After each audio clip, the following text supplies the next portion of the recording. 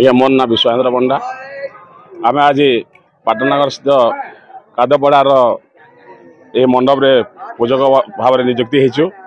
ए वर्ष होछि 69तम वर्ष यही पड़ार एटा गौरवर कथा।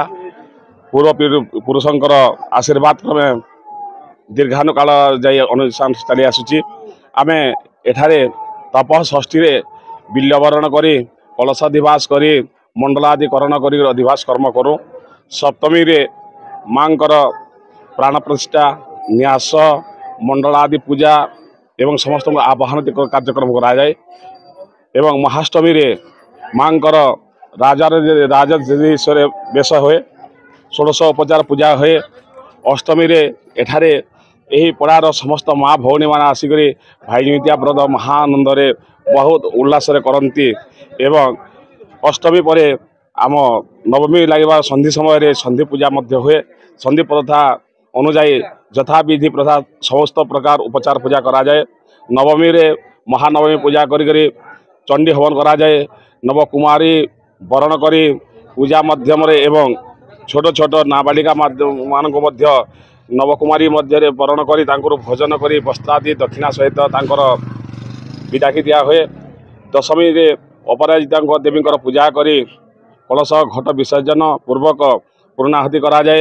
एठारे प्राशन मार्जन एवं रक्षाकरण करी आशीर्वाद ग्रहण करी पूजाटी को समर्पण करा जाए। मुझे आज के 19 वर्ष है आसिक अच्छे। देखो इठाने आसिक मुई इठाने तो कमिटी और आमर भितर भेदभाव नैन समस्ते गोटे मार छुआ पड़ी पाली आसीचु। एवं कमिटीर कौन असुविधा कौन आम आज तक नहीं जानबार तरी आम हे तो कौन प्रकार आवेदन करूँ कि किसी कही पारूँ किंतु कमिटी थर कौन ऑब्जेक्शन न किंतु पड़ार आबाल प्रथमनिष्ठा समस्त स्नेह सहानुभूति आज आम अन्य मेढ़ को जावाई अनुच्छुक। एठारे आम माँ सेवा करने बहुत खुशी लगुच। मोर ना सन्यासी बाग पाटनागढ़ जगतजननी दुर्गा पूजा कादपड़ा कमिटीर सभापति। आमर पूजा आज के 69 वर्ष पदार्पण करी।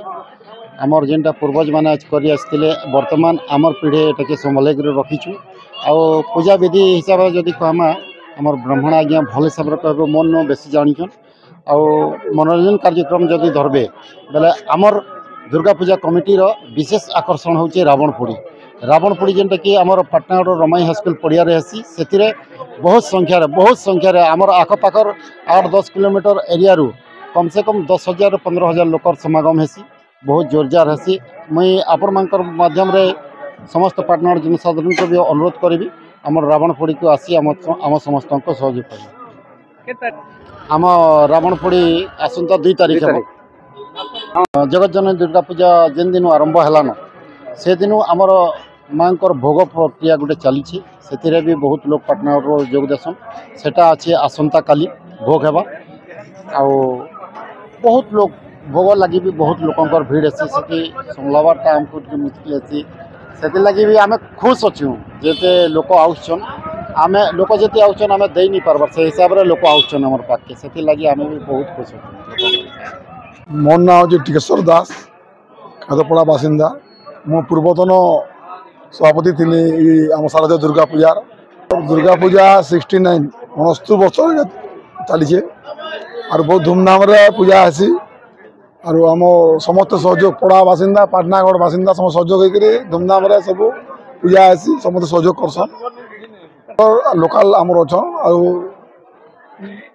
गोपाल मेहर से तांकर साथी नहीं करासी आम जेनटा गेट चौबदार टेंट कर पाखापाखि 1.5 मास आगु आम सब प्रिपेरेसन कर सब चलसी सब आम सभ्य मन लगे सब निजे कर। मनोरंजन कार्यक्रम भी अच्छे दंड नृत्य अच्छे आमर मशा आमर श्रमिक नाटक संसद आमर कलाकार माने भैंसा मर्दन नाटक आसंता काली मंचन करेंगे।